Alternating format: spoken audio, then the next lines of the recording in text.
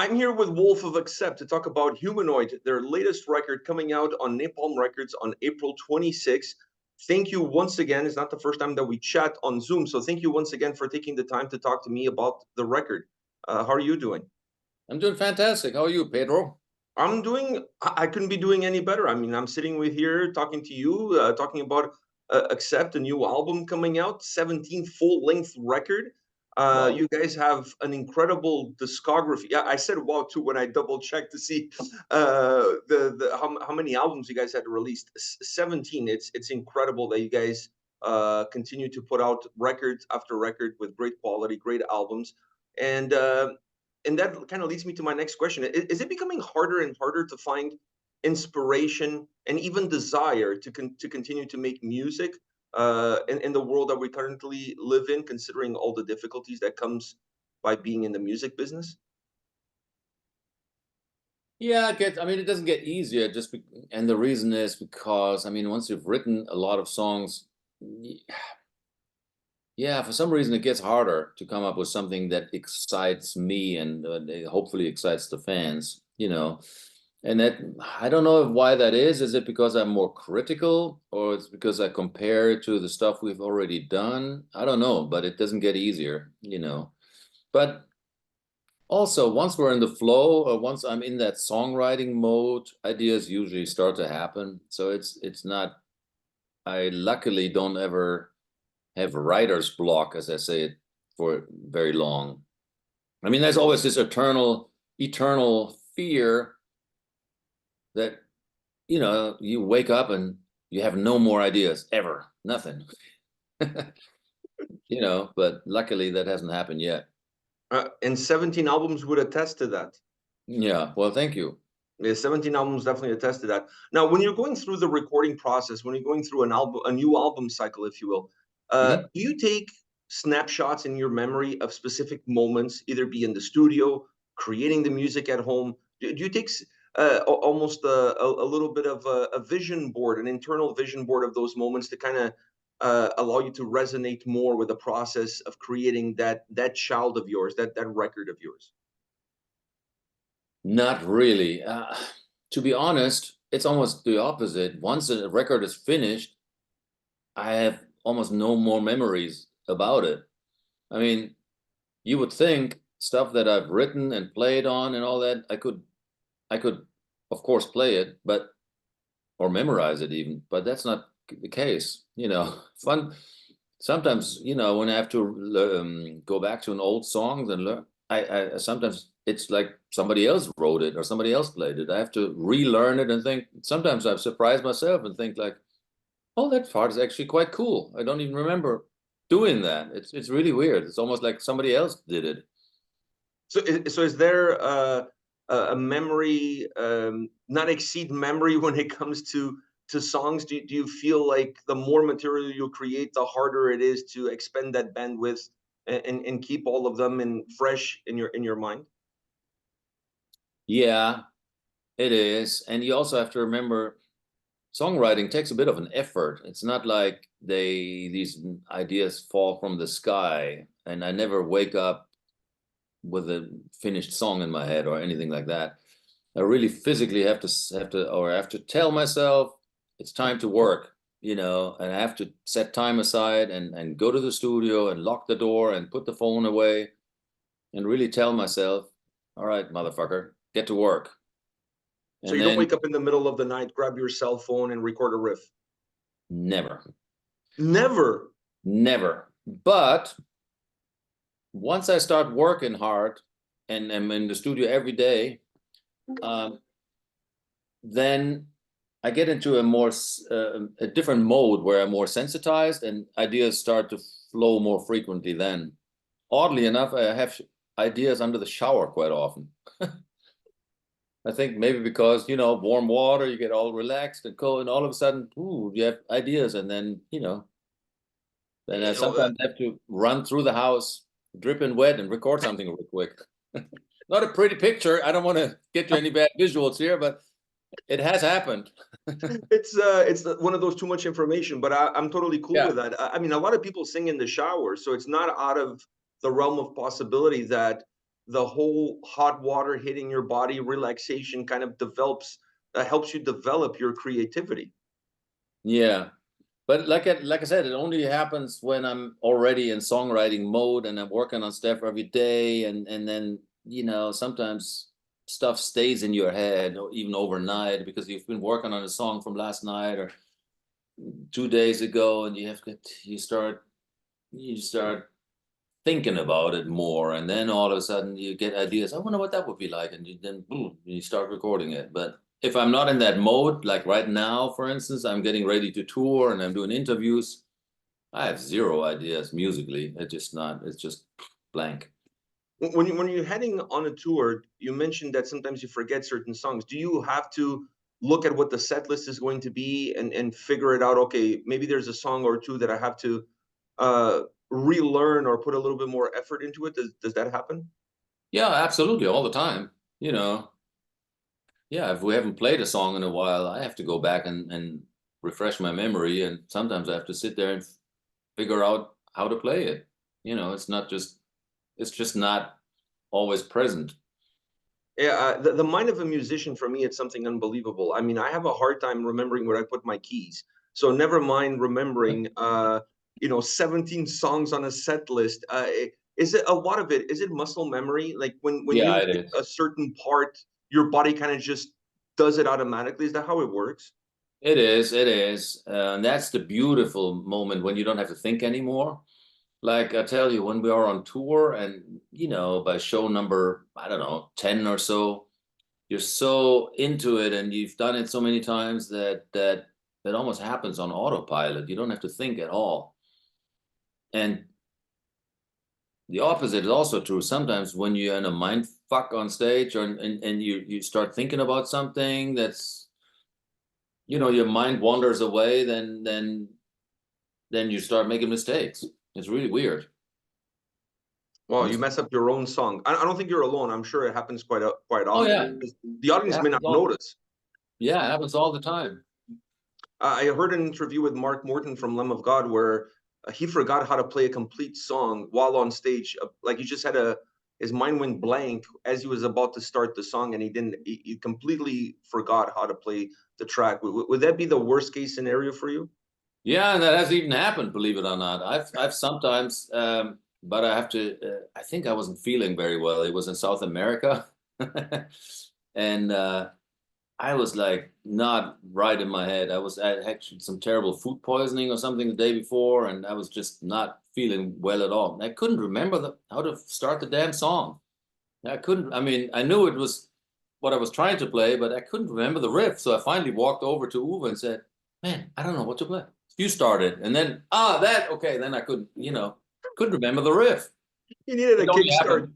It only happened once or twice. So it's not too bad. And speaking of live, I want to talk about the record, but I just want to ask you this question about live. You guys have, like I just mentioned, 17 records, a Yeah. really massive discography. Is there a live song that you feel obligated to play, but if you had your way, you would retire it from playing it live? No, not really. I mean, there's a song or two that we don't rehearse much anymore just because they're so simple and they're not very inspiring to rehearse. Like Princess of the Dawn is one of them. And the other one is Balls to the Wall, just because, I mean, we've played them a million times. They're not very difficult. And they also depend on the audience participation so much um, that they are some of the best and most fun songs to play live. Live those songs are gold, because I mean, as soon as we start them, everybody goes crazy. The fans start singing along, and it's one of the highlights of the show. But when the audience is not there, it's kind of boring. So even after all these years, playing Balls to the Wall still gives you a buzz? Absolutely, heck yeah. I figure you would go and tell me, no, man, I'm just tired. I wish I could just like go sit backstage and press play on something. No, man, I wouldn't want to miss it. You're as much Well, of a fan as the fans. what's that? You're as much of a fan of the song as the fans. Pretty much, yeah. Like I said, I mean, it's not so much a fan of the song. It's more the experience when the audience kicks in and we do it together with the audience and everybody start singing and having a great time, man, that's what we live for. Because you have to remember, we don't play this show just for us, you know. We don't really want, we do it for the audience or for all of us really together. It's a two-way thing. And that's why, you know, sometimes there's a tendency in musicians to just play, oh, I really want to play that song, even though nobody wants to hear it. But I think that's the wrong approach. You know what I mean? Who gives a shit what you want to play? If the audience doesn't want to hear it, we won't play it. You know what I mean? At the end of the day, you're there to play for them first and foremost. I mean, That's how I feel it is. It's not, you know, I'm not here up there entertaining myself, you know. yeah, for sure. Talking about Humanoid now, let me ask you this. I felt like this album had a lot of variety. When you look at each individual song, it's not a Mhm. record necessarily that falls into patterns where the first song sounds like the second and the second sounds like the third, and so forth, so forth. It's a very it's a very dynamic record from that standpoint, but it still all feels like accept. Mm. Is it easier now with the discography that you guys have to know exactly how far you can push certain songs without necessarily losing the DNA of the band? I don't know. I never think about these things, man. We just write a bunch of songs until they feel right. But yeah, I think we all know it when it feels right. But I try not to ever think about all this kind of stuff or analyze all it so much, you know. I just, yeah. Because I very often say to myself, you know, the songs that we still play after 50 years, 40 years, how did we write those early songs? So we didn't think much. We just sort of did it because it was fun and it felt right. And I'm trying to put myself back into the mindset of a 16-year-old and without analyzing it all and giving it all direction before it even happens, you know. So you're not worried about when you're putting a song together, thinking, okay, there's an element in our sound that makes our sound accept. So if I'm going to create a song, that element must be there. You're not worried about that at all. Not really until I hear it. When I hear it and it doesn't feel right, then better change direction or something, you know. It all happens gut feeling like. It's never really sort of analytical and all. No, yeah. It's really something from the gut. I know it when I hear it, but other than that, I can't really tell you what. I mean, we have a certain sound that, you know, the vocals, obviously, Mark has a certain sound, my guitars have a certain sound, and that automatically gives it a certain direction and such. And the kind of riffs I write and the kind of melodies we play or sing, that all by itself is already accept if you want, you know. And a song like Straight Up Jack, is that a little bit of your nod to AC/DC? It sure is, and that's part of our long-term influence. We've always had that. I mean, ever since the early 80s, we've had songs like that. Balls to the Wall is one of them, you know. It's kind of a, or actually the first one we ever did was I'm a Rebel, which is, it was even written for AC/DC, and, you know, that's a whole nother story. But we've always had a strong AC/DC influence along with other bands. Deep Purple is probably one of them, Judas Priest, those type bands definitely influenced Accept. And yeah, and Straight Up Jack is actually a song that where Mark wrote the lyrics first and gave me the set of lyrics, and then the music was written after the fact to the lyrics. Is that an oddball, like in terms of starting with lyrics and going into the music, or that does that happen frequently? It happens more now than it ever did in the past because I really like doing it that way. It happened on 3 songs on this album: The Reckoning, Straight Up Jack, and Man Up. They all the lyrics were basically finished, and then I wrote the music to the lyrics, which I enjoy doing it because you have a starting point, you have a direction, you have a certain vibe that the lyrics transmit, and then it's just a matter of matching musically what the lyrics already say. Yeah, they already give you a little bit of a vision and a path for you to travel on. Yeah, exactly. And that's, to me, is a lot easier than having nothing and like a blank slate, and you can go every direction musically, you know, happy, sad, aggressive, super fast, super slow. And you could do anything, and then you have to think of lyrics on top of that. So if you already have the lyrics, you already kind of one step further, I think. It's half the battle. You mentioned Judas Priest, so you guys worked again with Andy Sneep on Yeah. this record. Mhm. What does he bring to the table? I mean, he brings a lot to the table, but specifically for Accept, what does he bring to the table that makes him the perfect working partner? A lot. You know, he's a, I mean, I feel like half my interviews I'm talking about Andy, which is fun. Funny. He should give me some. I'm sorry about that. No, it's good. I mean, he's an integral part of this whole process, so he deserves all the credit he can get, but sometimes it's funny. I mean, Andy is a perfect guy for the job for us. I mean, he's first of all a super nice guy to get along with. He and I have a, you know, a pretty good connection. We talk even outside of music quite often. I mean, outside of our recording times or whatever. Mostly we talk about music or gear and shit like that. But and you know, we stay in touch all the time. Um, but man, he knows Accept really well. He knows what an Accept song should be like, what it should not be like, and he gives us a great sound. He knows how to get the best out of us. He knows how to record guitars really well and how to make them sound good, how to put them in the mix. So I mean, he's really perfect for us. And him being perfect for you guys, and you mentioned something before in terms of sometimes with all the passing years and all these records, it's becoming a little bit harder to find that inspiration and create something different, something new. Mm. But at the same time, do you look at the experience that you guys have, like picking somebody to work with that you know it's going to work? So is it becoming easier to know what you want, or maybe easier to know what you don't want? Yeah, I think it is. Ever since Blood of the Nation, when we restarted the whole band with Mark, we're on a straight path, and we're basically on a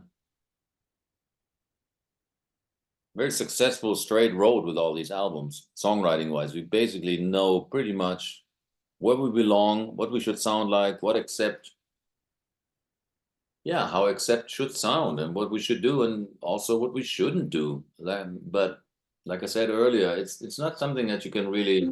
It And you're is. on the right path with Yeah, what you're yeah, doing. and we yeah, like I said, it's a gut feeling kind of thing. When you kind of know, yeah, that feels good, sounds perfect, like totally like Accept. So that's what we should do. And then when something doesn't feel and sit right, then you also know it, you know. I picked up on something that you said earlier, that you only worry about creating music when it's time to create music. You go in the studio, you close the door, and you work on it. But as a guitar player, more so than as a songwriter, does that mean that you take time away from playing guitar just on your downtime? I do. Sometimes I don't play for weeks. Does that help when you pick it up feeling it's still fresh? It does. It helps enormously, especially for songwriting. I think it's very important to let go of the instrument once in a while, or quite often, actually. I've always found that after a long time away from the guitar, I pick it up and I come up with some stuff that's, oh, that's totally new. Where the opposite is also true. If I play every day, I tend to play the same things again and again. Like on the road, when you sort of warm up, you sort of noodle the same few licks and riffs, and you get bored. But then when you step away from it after a while and you pick it up fresh, then yeah, then it's new ideas start to happen quite Are you quickly. an avid music listener? Do you spend time listening to other bands, listening to new bands, trying to discover new music? Not at all. Never do. Never ever. You, It's you weird, run man. I don't listen to, well, I listen to music, but I don't listen to metal much. Sometimes if I'm really in the mood, I put on some old stuff, like I don't know, old Uriah Heep or old Purple or stuff like that. But man, other than that, I never put on any metal, and I'm not really that interested in it either. Sorry. I see myself more as a, yeah, I mean, I make metal, but I don't really consume metal so much. You know, it's weird. It sounds a little strange, I would say. Yeah, I know. I'm all the other guys in the band, I think they listen to way more music than I do. You know, they constantly have their earbuds on the plane, and they always have something on their iPhone, and they constantly, I don't know, get hammered with metal or music in general. So when you guys do any I basically just enjoy a nice bit of peace and quiet quite often. You know, I don't have to have music in my life all the time. And if I do, I put on classical music. Sometimes I put on Cuban techno or classical or like pop or I don't know, anything crazy stuff, but far away from metal, if you know what I mean. Yeah, I just find that really interesting. So I'm sure sometimes when you go on a tour, some of the bands on your tour package, that's the first time you're listening to them. No, absolutely. And the thing is, it's almost hilarious. Anytime anybody says, "Have you heard of such and such?" It's always like, "Nope." No. Do you know such and such? Nope. You know, I just don't, and I'm not. And maybe there's also a deep fear that I might lose my creativity if I listen too much other stuff, because I've seen it with friends, and quite often the people who listen to everything, they quite often their ideas sound like everybody else. I don't know, but it's just my experience. Having the longevity in your career that you have, do you see the world of music without listening to a lot of music, but do you see the world of music has changed? We went from an era when Accept started, where everybody tried to sound like themselves, to perhaps an era now where everybody wants to sound like somebody else. Hmm. Yeah, I think I always had the feeling that when I grew up and listened, of course, there was a time when I was very interested in listening to music in my sort of teenage years and early 20s. I listened to a lot of stuff, but I always felt there was a lot of variety that kind of went away after some time. You know, I listened to bands like, you know, a variety of Queen and heavy stuff like Black Sabbath, and also bands like Steely Dan or Jethro Tull, and Golden Earring and Uriah Heep and Status Quo, and I mean that's quite a spectrum right there. Hmm. And then I think sometime during the 80s, maybe it became started to all sound a bit alike. I felt maybe it's just my impression, and maybe nowadays it's, yeah, but again, there's so much more variety also, you know, with so much more music gets released nowadays. So maybe I'm just not aware of all that other stuff that's out there, you know, Yeah, because I just personally feel like you came in a generation where everybody looked at themselves as trying to be different and tried to be yourself in what you're creating.